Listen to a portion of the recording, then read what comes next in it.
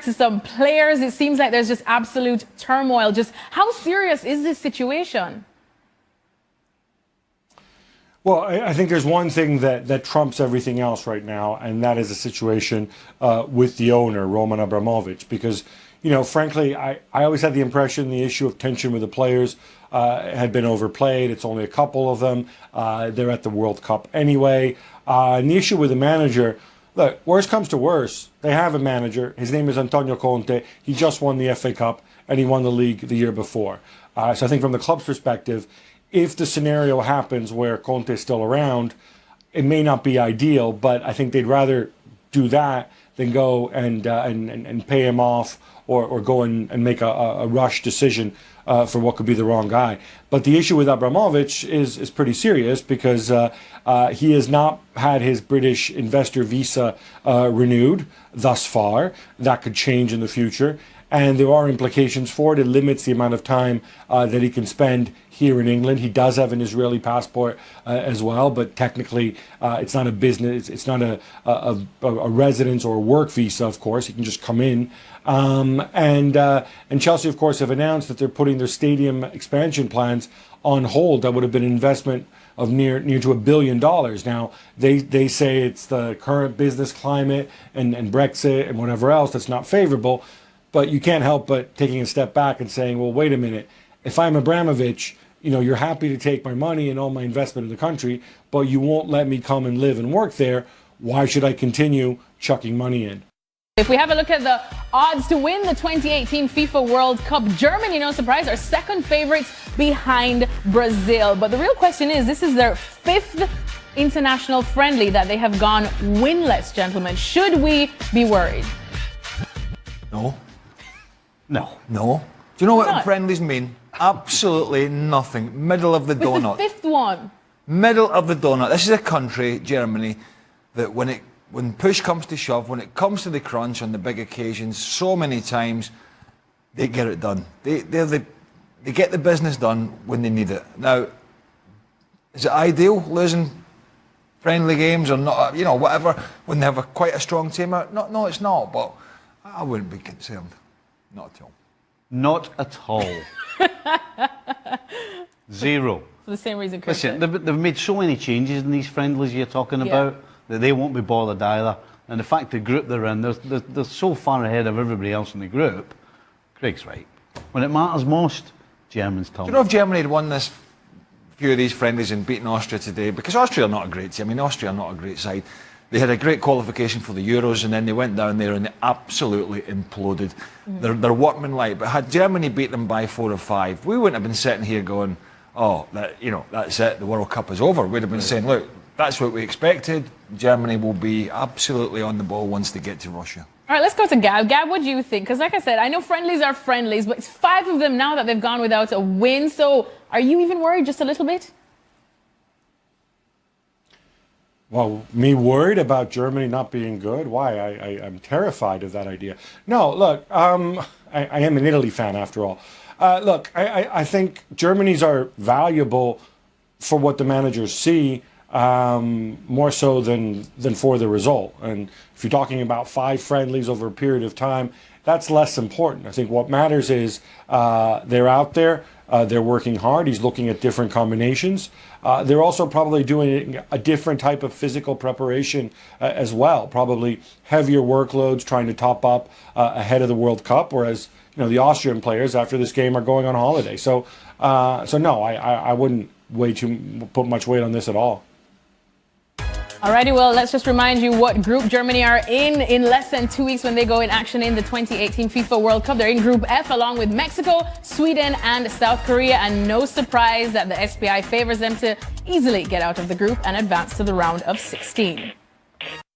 So if we have a look at the England team now, I would say that Gareth Southgate has pretty much found his set team with the players that we saw today. Say for 1 or 2 changes, would you gentlemen agree?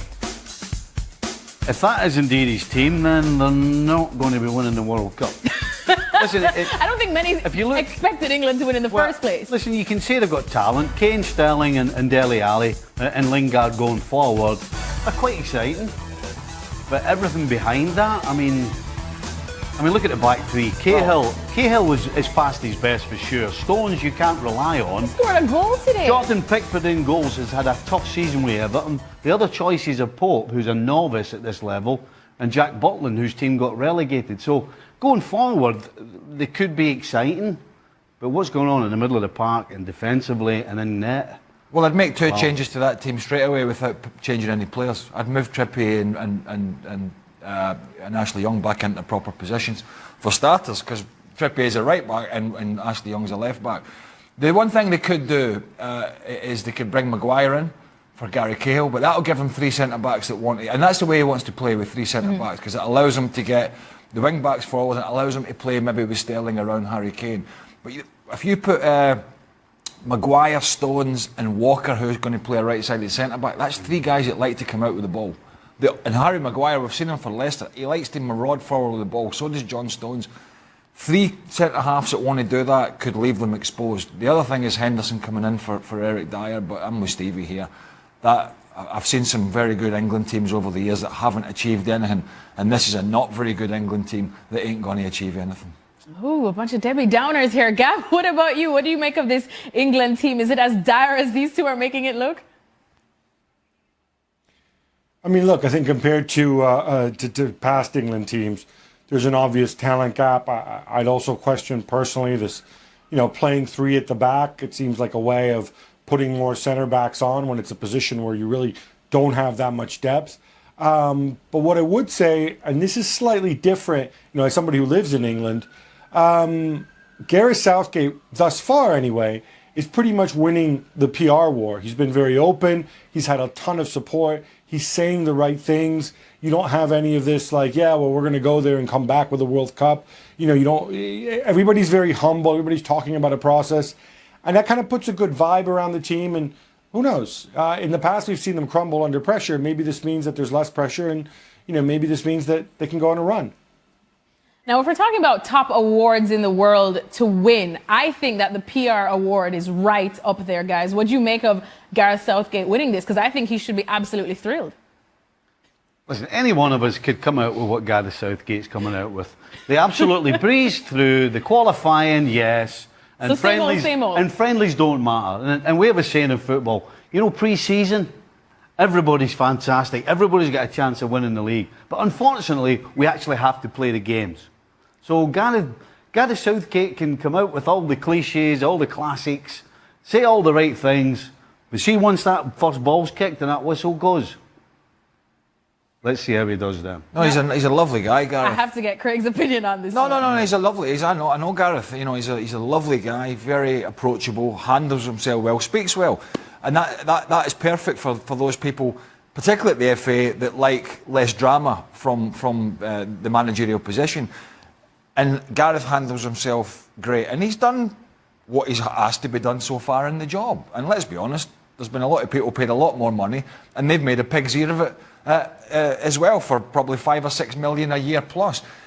As Stevie said, at the end of the day, it will matter not a jot until they get to the World Cup, until they start seeing performances, but more importantly, results. So all the words now and all the talk will go out the window if England go there and don't perform. Let's not forget, in 2014, they finished bottom of a group that included Italy, and Costa Rica won it. England can ill afford something similar. If we look at Belgium's starting 11 against Portugal, all I have to say is wow, talent straight from front to back. Is there anything else we can say about this team that hasn't been said for the last, 4 years, maybe longer? And guess what? The one thing they haven't done is produce when it's mattered. Is this your difference? Well, I mean, you look at... they had a new manager. They had a managerial change, which seems to look a lot more positive than before. But well, the problems before was they couldn't defend, and Martinez, as good a coach as he is going forward, doesn't have a reputation for sorting out the defence either. So, listen, this team has a lot of questions to answer. Yes, it's got talent. It's got talent all over the shop, but can they put it together? That's the question that we need answered, because we certainly can't. We've said so many good things about this team, but they haven't produced. When you're leaving players like Nainggolan out of the squad, now I know it's more than a football decision. There's also some discord, I believe, that he Martinez thinks he might bring to the camp. But when you're leaving players like that out, who have had a great season in Italy, then you need to make sure the ones that you're taking are going to perform for you. Otherwise, you're going to get a backlash.